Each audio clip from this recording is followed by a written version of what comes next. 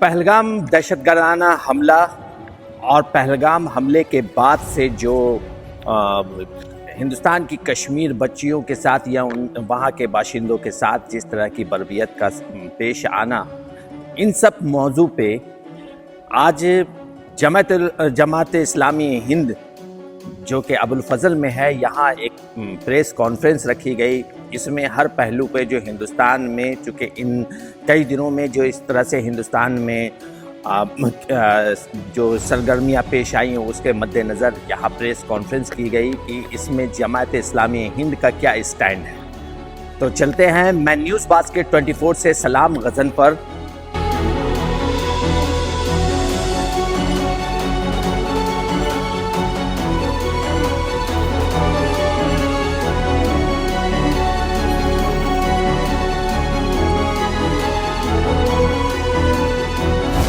یہاں press conference میں جس طرح سے باتیں کہی گئی، ہندوستان کے ہندوستان میں ہونے والے ہر حادثات کے اور ہر پہلو کو سامنے رکھ کر کے جس انداز میں یہاں جماعت اسلامی ہند نے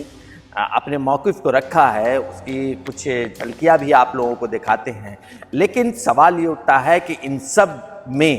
جو جماعت اسلامی ہند کا کیا رول ہے، ان سارے معاملات میں کیا اسٹینڈ ہے، یہ دیکھنا دلچسپ ہے۔ اور اسٹیٹمنٹ میں تفصیل سے بات کی گئی ہے کہ یہ بہت ہی کنڈیمیبل حرکت ہے، یہ نیشنل سیکیورٹی کے ساتھ کھلواڑ ہے،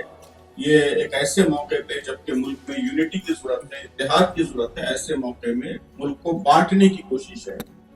تو جو لوگ یہ کام کر رہے ہیں وہ بھی ٹیررسٹ ہیں،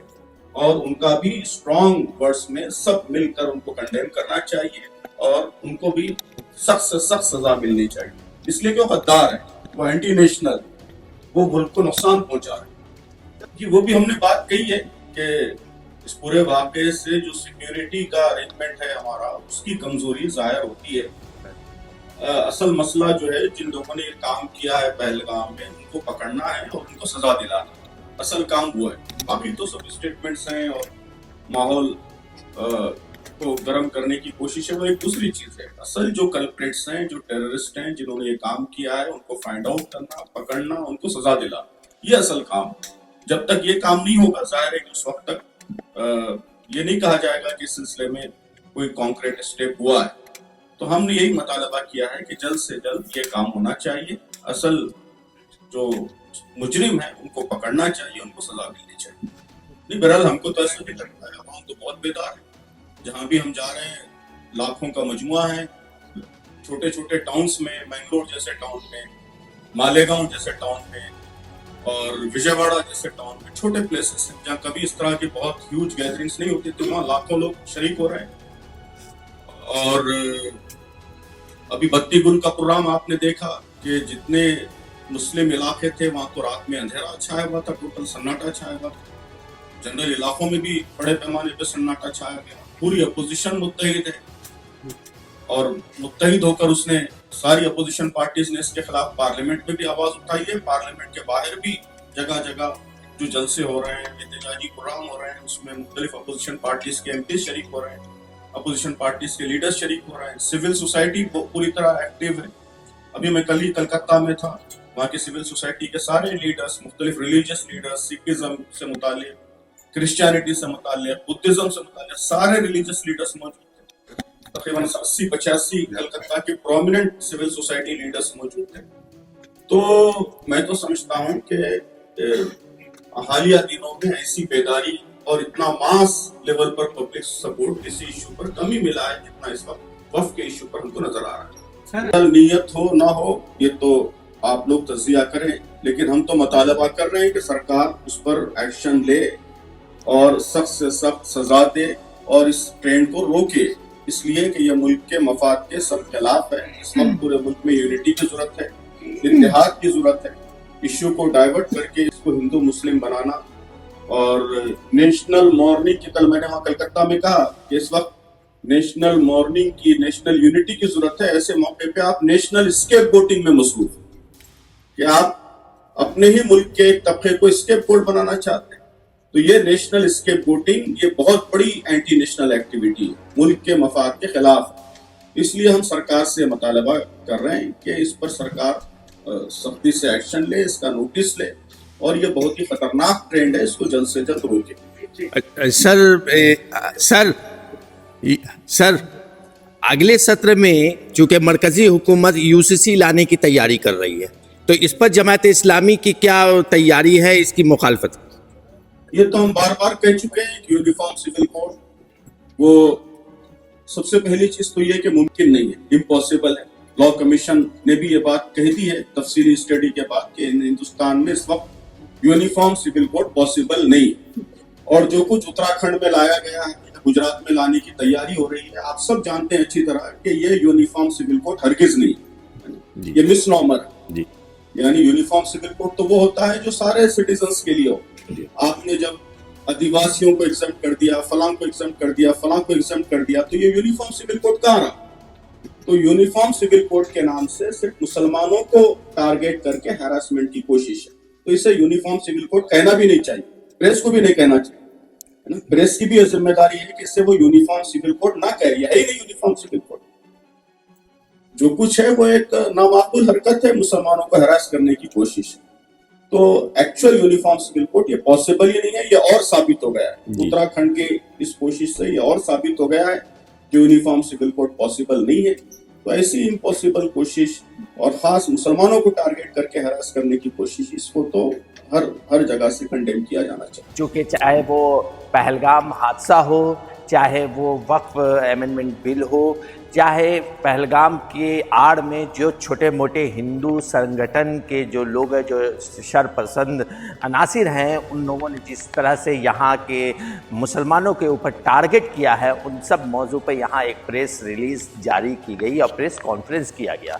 तो इस्लामी हिंद का क्या स्टैंड है, क्या वो अपने स्टैंड पे खड़ा है, किस तरह से हुकूमत हिंद को किस तरह से मुतालबा कर रहा है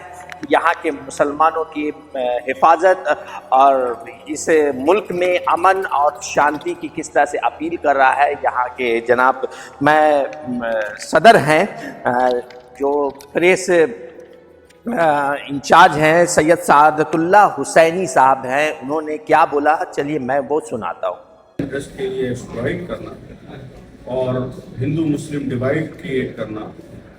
और इस्लामोफोबिक नैरेटिव को पुश करने के लिए इसको इस्तेमाल करना, ये बहुत ही शर्मनाक हरकत है और ये एंटी नेशनल हरकत है, मुल्क के इंटरेस्ट के खिलाफ हरकत है। जो लोग इस तरह का काम कर रहे हैं उनका सबको मिलकर उनको कंडेम करना चाहिए, उनको सबसे सख्त सजा मिलनी चाहिए। नैनीताल में अभी जो कल परसों जो मामला हुए हैं, जो मुसलमानों के साथ जो शादियाँ हुई हैं, जिससे छोटी सी बच्ची का जो जहाँ भी पूरे मुल्क में हो रहा है ये, यहाँ भी इस तरह के वाकयात हो रहे हैं, कंडेमेबल है। ये भी टेररिस्ट है,